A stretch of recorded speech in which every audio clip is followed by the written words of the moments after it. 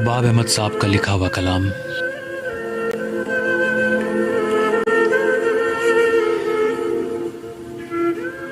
اب نہیں رہتا میں کسی ملال میں یار،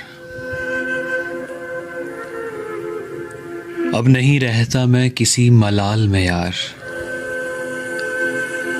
ہر لمحہ ہر پل تیرے خیال میں یار، ہنسوں بھی تو لبوں میں درد اٹھتا ہے،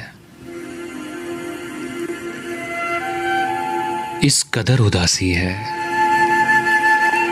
خد و خال میں یار، کیسے دوں تیری پاکیزگی کی گواہی جانا، کسی غیر کی بو ہے تیری شال میں یار، اب کہ تم آؤ ملنے اور انتظار ہی کرتے رہو،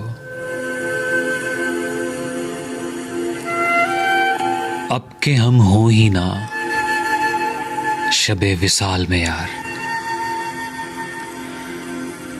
ہم نے محبت کو سدا عبادت ہی جانا ہے، چلو ایک تو نیکی ہوگی ہمارے اعمال میں یار، کبھی فرصت میں ارباب تمہیں بتائیں گے، ہمیں ملے ہیں غم کس کس اشکال میں یار،